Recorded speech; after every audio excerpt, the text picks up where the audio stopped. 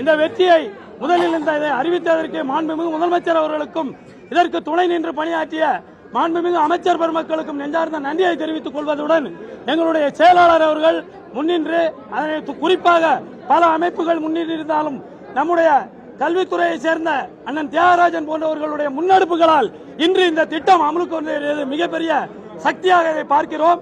இன்று தமிழ்நாடு அரசு அலுவலர் ஒன்றியம் தலை நிமிர்ந்து நிற்கிறது என்றால் இந்த 23 ஆண்டு கால போராட்டத்திற்கு கிடைத்த மிகப்பெரிய வெற்றி.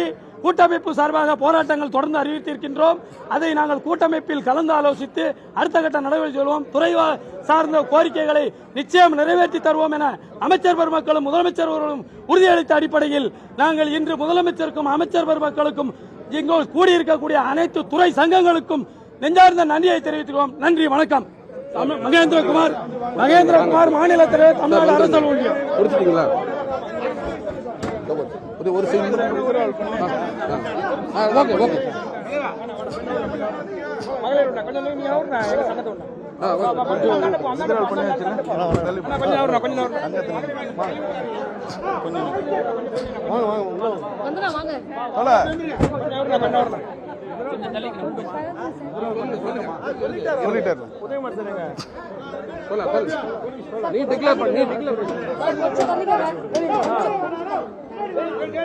தள்ளிவாங்க.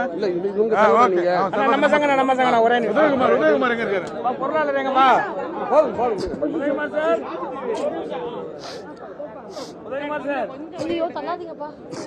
சரி வாமா, நில்லுங்கம்மா. அண்ணா கொஞ்சம் இன்னும் கொஞ்சம் அவங்க வந்துட்டு மகளிர் வாங்க கொஞ்சம் வந்துருக்கா. தமிழ்நாட்டு ஆசிரியர் அரசு ஊழியர் வரலாற்றில் ஒரு மறக்க முடியாத வரலாற்று நாளாக இந்த புத்தாண்டிலே இந்த நாள்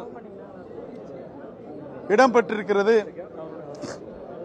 ஓய்வூதிய திட்டம் தமிழ்நாட்டில் இனிமேல் கிடையாது, யாருக்கும் ஓய்வூதியமே கிடைக்காது என்று பலர் சொல்லிக் கொண்டிருந்த சூழலில் இந்திய ஒன்றியங்களிலேயே தனித்துவமான தனக்கென்று ஒரு தனி பாணியை வைத்துக் கொண்டிருக்கிற மாண்புமிகு தமிழ்நாடு முதலமைச்சர் அவர்கள் அந்த ஓய்வூதியத்தை நான் வழங்குகிறேன் என்று அதற்காக ஒரு குழுவினை, ஒரு அற்புதமான குழுவினை, 3 அமைச்சர்கள் அடங்கிய குழு, பொதுப்பணித்துறை அமைச்சர் அண்ணன் ஏவா வேலு அவர்கள், நிதித்துறை அமைச்சர் அண்ணன் தங்கம் தென்னரசு அவர்கள், பள்ளிக்கல்வித்துறை அமைச்சர் அண்ணன் அன்பில் மகேஷ் பொய்யாமொழி அவர்கள், இவர்கள் 3 பேரும் ஆசிரியர் அரசு ஊழியருடைய பிரதிநிதிகள் போல எங்களுடைய நியாயமான கோரிக்கைகளை உள்வாங்கி பல்வேறு நிதி சுமைகள் இருக்குது என்று அதிகாரிகள் சொன்னாலும் கூட ஆசிரியர் அரசு ஊழியர்கள் என்று சொன்னாலே